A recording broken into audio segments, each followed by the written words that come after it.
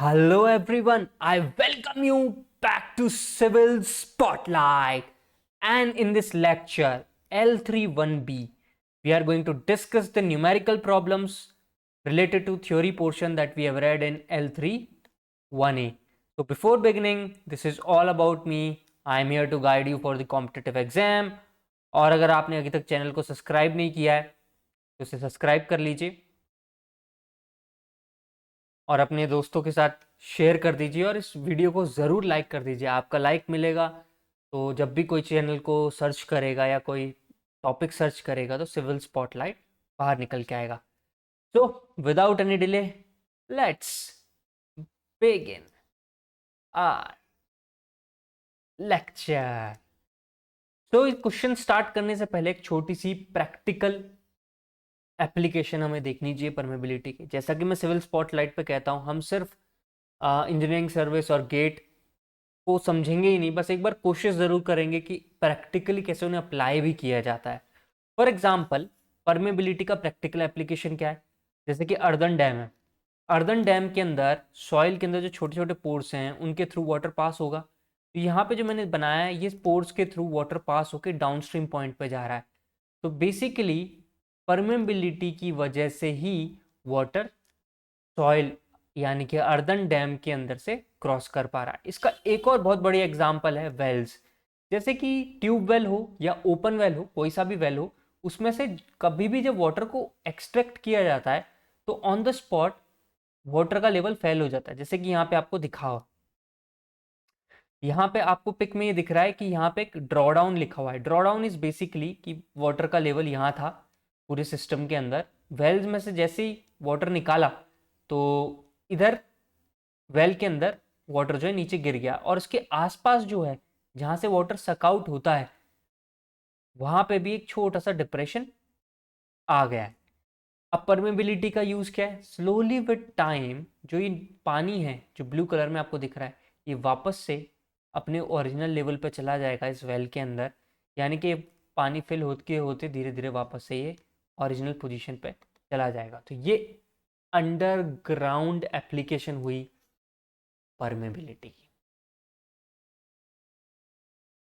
अब ये तो हो गया बिल्कुल थियोरेटिकल पोर्शन। अब आपको लग रहा होगा कि कुछ प्रैक्टिकली दिखाएं तो थोड़ा सा वो मैं कहूँगा कंफ्यूजिंग हो जाता है स्टूडेंट्स के लिए या थोड़ा समझना मुश्किल हो जाता है, but this is the real practical part जिसमें आप देख पा रहे हो ग्राउंड वाटर लेवल है ये जो ब्लू कलर में आपको दिख रही है, और कई वेल्स हैं। एक तरफ आर्टिशियन वेल है, फ्लोइंग आर्टिशियन वेल है, मतलब यहाँ पे पानी नहीं ले रहे हैं, इसको क्लोज कर दिया है। एक जो है अभी कंटिन्यूसली यूज़ में है, और एक तरफ वाटर जो सिंपल ओपन वेल है उसकी बात हो रही है। तो यहाँ पे कई बार क्या होता है, सॉइल के अंदर एक इम्परमिएबल लेयर आ जाती है तो वो दिख रही है, उसके नीचे एक्विफर वाला पॉइंट है, इसके ऊपर अनकन्फाइंड एक्विफर है। तो ये कन्फाइंड एक्विफर अनकन्फाइंड एक्विफर क्या होते हैं ये हम कुछ लेक्चर बाद जब मैं ढंग से वेल्स बनाऊंगा तो बहुत अच्छे से समझाऊंगा, इक्वेशंस हम देखेंगे। बट यहाँ पे बस मैं ये समझाना चाहता हूँ कि वेल्स के थ्रू अगर वाटर निकालोगे तो वाटर जो होगा आसपास से वो परमेबिलिटी की प्रॉपर्टी को यूज़ करके इस वेल को फिल करना शुरू कर देगा। चाहे आप ओपन वेल से निकालो, अगर निकालोगे तो ऐसे ड्रॉ डाउन बन जाएगा, और यहाँ तक ये जो ट्यूब वेल है इसके अंदर भी ऐसा ड्रॉ डाउन बन जाएगा। तो फिर वाटर जो है इसके साइड से फिल करेगा। सिमिलरली ओपन वेल में भी कुछ कुछ ऐसा ही होगा। तो ये प्रैक्टिकल एप्लीकेशन है परमेबिलिटी की। अब मैंने आपके लिए दो इंपॉर्टेंट क्वेश्चंस निकाल के रखे हैं, दो इसलिए क्योंकि मैं बाकी सब देख रहा हूँ वो डायरेक्ट फार्मूला बेस्ड क्वेश्चंस हैं, और सिविल स्पॉटलाइट पे एक इंपॉर्टेंट इन्फॉर्मेशन ये है कि सारे trick based concept based questions खुद कराता हूँ। डायरेक्ट फार्मूला बेस्ड क्वेश्चन आप कर सकते हो क्योंकि मैं फार्मूला बहुत अच्छे से समझा देता हूँ। तो चलो, क्वेश्चन है the difference between free water level in two well 48 metre apart is 0.6 metre. It took 8 hours in detecting the traces between wells, यानी कि 8 घंटे में अगर ये एक वेल के अंदर छोड़ा था तो पानी परमिएबल है, धीरे धीरे जा रहा है, जिस साइड लेवल कम होगा उधर की साइड वाटर जो है लो करेगा, जैसे मैंने अभी आपको समझाया है। तो जो ट्रेस यहाँ डाला होगा वो धीरे धीरे पहुंचा 8 घंटे में। ठीक है, the porosity of aquifer is 25%। ठीक है, पोरोसिटी ऑफ सॉइल दे दी गई है वो 25% है। The the coefficient of permeability of aquifer is dash centimetre पर सेकंड में पूछ लिया गया है। ठीक है, दो वेल बनाए मैंने और एक ज़्यादा भरा हुआ है, एक कम भरा हुआ है। जो कम भरा हुआ है उसकी तरफ वाटर फ्लो करेगा फ्रॉम ऑल साइड्स। ये तो 2D हो गया, अगर आप इसको 3D में देखोगे तो ये भी लो, यानी कि हर साइड से आपको वाटर फ्लो होता दिखेगा टुवर्ड्स डिप्रेस्ड लेवल वेल। ठीक है, ये बात समझ में आ गई। तो इसका मतलब यहाँ पे जो ट्रेस डाला वो 8 घंटे में यहाँ पहुँच गया और हमें पता चल गया वो कि इतना टाइम लगा थ्रू ट्रेस 8 आवर्स। तो हमसे इसने पूछा के, देखो मैंने आपको सिंपलिस्टिकली जैसे पढ़ाया है उसमें ये बताया कि डार्सीज लॉ क्या है। डार्सीज लॉ है V इज इक्वल्स टू के आई या Q इज इक्वल्स टू के आई ए। अभी हमको जो निकालना है वो है के। आई क्या होता है, डेल्टा एच बाई एल होता है। हेड लॉस हमको पता है, लेंथ हमको पता है, ये नहीं पता के जो कि निकालना है, और वी नहीं पता। बट इन्होंने क्या किया, टाइम दे दिया है आपको 8 आवर्स में पहुंचना है। तो कहीं ना कहीं आप सोच रहे होंगे कि अपन डिस्टेंस पर यूनिट टाइम कर देंगे तो स्पीड मिल जाएगी। पुराना कंसेप्ट है, या कहूँ वेलोसिटी मिल जाएगी। चलो अब इस कंसेप्ट को सोचते हैं क्या हो रहा है। अगर यहाँ पे वाटर निकल के गया तो वाटर किसके थ्रू गया होगा, सॉइल के बीच में जो वॉइड्स हैं उनके थ्रू गया होगा, उनके थ्रू पास हुआ होगा। अगर कोई भी चीज़ वॉइड के थ्रू पास हो रही है तो वो कौन सी वाली स्पीड हो जाएगी, मैंने आपको बताया है सीपेज स्पीड हो जाएगी। और डार्सी ने जो इक्वेशन ली थी उसमें उसने ओवरऑल एरिया के लिए बताया था कि this speed is discharge speed. तो यहाँ पे जो हम लोग इनडायरेक्टली सोच रहे होंगे कि हाँ यार अपन डिस्टेंस पर यूनिट टाइम ले लेते हैं, बेसिकली वो हो गई होगी डिस्चार्ज स्पीड। पोर्ट्स के थ्रू वाटर फ्लो करा, वो बन गई डिस्चार्ज स्पीड। लेंथ गिवन है 48 मीटर, टाइम गिवन था 8 आवर्स। 8 आवर को कन्वर्ट कर लिया 8 into 60 into 60, that becomes this. Divide कर दिया, इट इज 1.67 इंटू 10⁻³ मीटर पर सेकेंड। इतनी स्पीड है सीपेज की। अब एक सीपेज स्पीड और डिस्चार्ज स्पीड के बारे में हमने रिलेशन देखा हुआ है। वो क्या था, discharge speed per unit porosity gives us the seepage speed, यही था।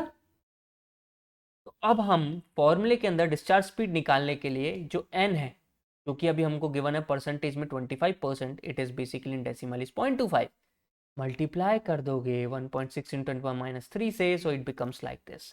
हमारे पास डिस्चार्ज स्पीड आ चुकी है। डिस्चार्ज स्पीड आ गई है, रख दो यहाँ पे। के की वैल्यू अब निकाल सकते हो क्योंकि जो हेड लॉस है वो 0.6 है, लेंथ 48 मीटर्स है ही, तो इट बिकम्स